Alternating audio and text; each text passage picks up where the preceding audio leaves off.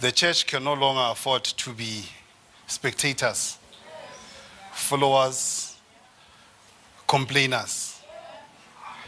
The church needs to rise and take its stand and provide leadership. But as we provide leadership, the kind of leadership we must provide is distinct from other kinds of leadership. It's not leadership of pomposity, leadership of display. It's leadership that is rooted on servanthood.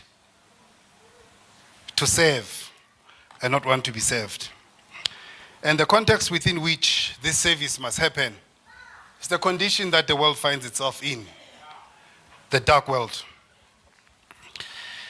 And that is the voice of none other than Dr. Motsamai Molefe. He was preaching today at the Calvin on Athol Seventh-day Adventist Church this Sabbath. And if you didn't know, the church has been silent on matters such as these, but here on the Advent Pod, we're here to reveal the conversation around the elements of corruption that are taking place in today's society. So for the Advent Pod SA, I'm Kahano Sidupani.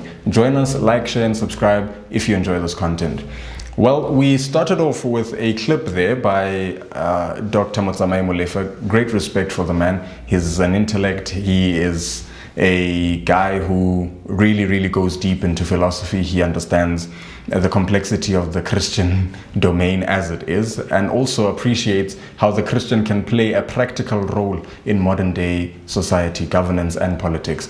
And so what he tried to describe today in his sermon was basically the idea that comes from Matthew chapter 5. Matthew chapter 5 from verse 14, which says, "You are the salt of the earth. If the salt loses its flavor, how can it be made salty again?" And then it proceeds to say, "You are the light of the world. A city placed on a hill cannot be hidden. So let your light so shine before men that they may see your good works and glorify your Father who is in heaven."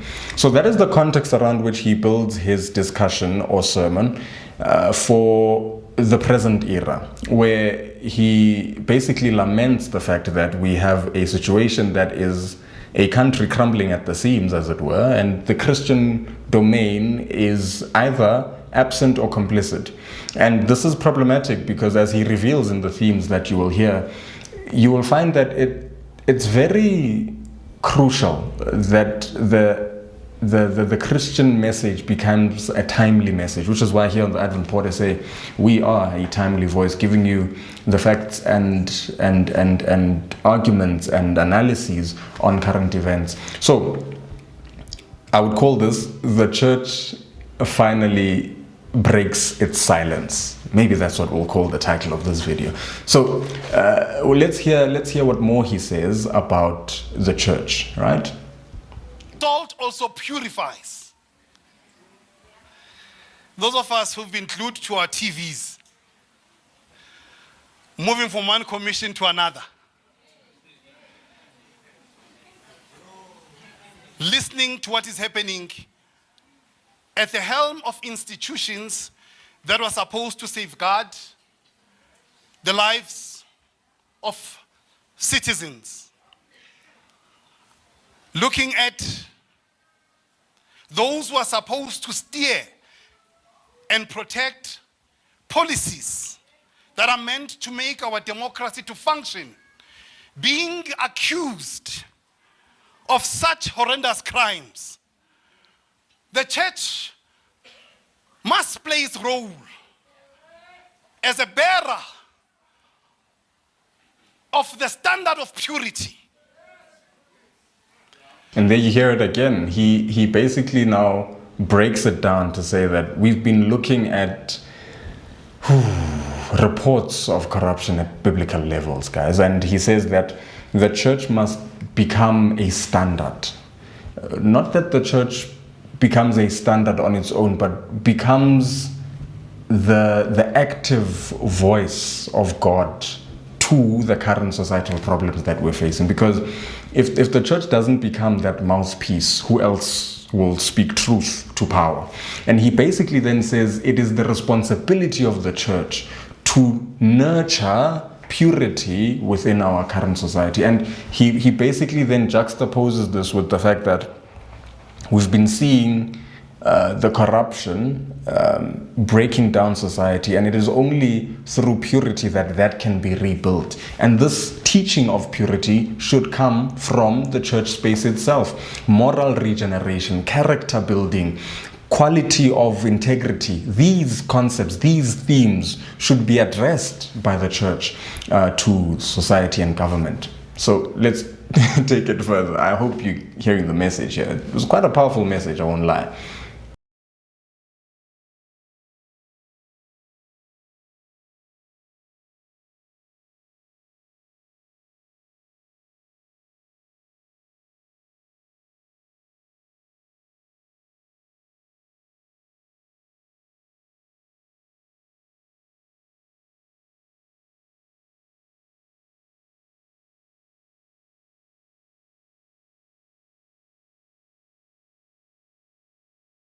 The church can no longer be associated with the corruption that we see in the world. The church must stand, take its position as an institution that not only represents purity, but that creates and facilitates context to rehabilitate those who are captured by corruption. Now that's a very powerful way of putting it. He says the church mustn't only in theory be an institution that preaches purity, but it must also actively try to rehabilitate people who have found themselves in the corrupt elements of government. And this is very, very, very, very, very important, because what he basically mentions here is that the church being found complicit will be a problem if the church only preaches about purity but doesn't practice the very same. And so what he says is that in order for us to have a meaningful role in how our nation is governed, we should take an active part in rehabilitating people who have been used now to corruption. And I think that's quite a powerful point. Let him finish his statement. The church must become the hope that it is possible to be pure in this world. And the world must come running to the doors of KOA to say, there's something that's happening there. There's a special breed of leaders you produce. They characterize the kind that is needed in our social institutions. How can institutions crumble and human dignity undermined when you are the salt of the world? You heard it. And he brings it across quite practically and quite current for exactly the things that we've been seeing. He basically says, if salt is supposed to be this purifier, how is it then that the gospel is not effective in purifying the very elements of corruption that we see? Why?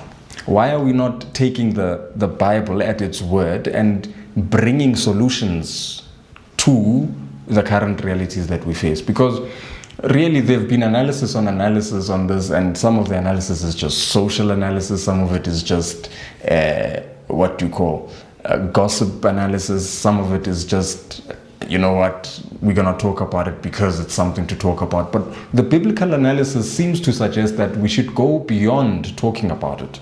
We should go into practicalizing and creating systems that basically break down corruption and rebuild purity. And I think that's quite an important idea to keep in mind. Beautiful sermon. If you want it, you can go to the Calvin on Ethel YouTube channel. I'll link it down below, and you can watch the full sermon. In fact, watch the full service. It's a 3-hour service that happened today at Calvin on Ethel. So continuing now, he's going to share some further thoughts, and I want you to pay attention to what he says next. I'm reminded in the Bible, the Pharisees sent spies to Jesus. And the spies said to him, The man was so pure that we could find nothing to accuse him with. Every word he spoke, every action he performed was so truthful that our lives were arrested. Where are men like that today? Did you hear that? Did you hear that? He then goes into the nature of Christ, and he says, if we are Christians, we should try to emulate this nature. Okay, he doesn't say that, but I'm saying if we're Christians, we should try and emulate the character of Christ. It reminds me of the story of Daniel. Daniel was one of the top guys in the kingdom of both Babylon and the kingdom of Darius. And when the leaders in the kingdom of Darius were trying to pin down Daniel to a corrupt act, the Bible says there was nothing they could find because Daniel was above reproach. And an excellent spirit, was within him. We find that it's very, very, very difficult these days to find Daniels, even in Christianity. It's very difficult. We have to split hairs to find people who dare to be a Daniel in the society. But well, what can we say? The church doesn't stand up. It doesn't stand up. It's been quiet on most issues. But let's go on. In the streets, you becoming that light where you are. At the workplace, you becoming that light where you are. In tender meetings, you becoming the light where you are.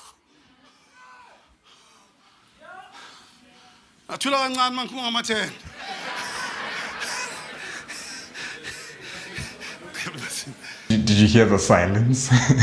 The challenge here is that actually we have a lot of Christians who do business with the state, and it's not a secret. The question is, are those business dealings pure? You, my Christian brother, you're doing business with the state now. Are your dealings pure? Are you not giving out bribes for no reason? And are you actually doing the work? Are you not shortchanging the government with its funds? These are practical things that, you can't say you're a human when you are in tender business and then you're a Christian when you go to church on Sabbath. That's a dichotomy. You can't separate those two things. And well, I heard commentary that suggests that, look, if you are involved in tenders, at least do it in a way that we will not cast doubt on your character or on your integrity, because you would have at least done something. And the argument is that no country is without corruption. Corruption must be kept at acceptable levels. Okay, let's say that flies. And then they presuppose that, look, if you're going to steal, don't now steal everything now. Do the actual work. And if you take something for yourself, nobody will question you about it, even if they notice. So the idea is, if they said to you, build 10 schools, here is a tender for 10 schools. At least now, build the schools. Build the schools, and with what's left, you can thank yourself. But even this idea of thanking yourself without accountability breeds now creatures who take everything. They take the entire cash, they will build one school and leave the rest of the 9 to chance. And this is how the system, continues to become corrupt. And the things that are corruptible in tender are small things like sanitizers. How do you want to corrupt the business of sanitizers? Anyway, this is a biblical analysis. Let's move on to the next chat. We're now just wrapping up the conversation, and he says some explosive things in the last bit. Just listen. The complicity a lot of us are involved in darkness is shocking. Evil thrives because we are afraid to speak against evil. This place, we rather spend time protecting the powerful than exposing darkness. We rather fight and fight the victim than to protect the victim. The power of light is that where it arrives, it exposes darkness. It doesn't ask whose darkness is it. Light is indifferent to status. Light is indifferent to bank accounts. Light is indifferent to qualifications of university. Life is indifferent to whatever else. It just exposes darkness. The rot in our society is so serious. We just want a few men and women who will be willing to expose darkness. And there you have it, beloved. That was the day that was, the Sabbath, which God has created and blessed for all humanity to appreciate creation. A day for us to reflect as God's creation, but also a day for us to effect restoration in this dying world.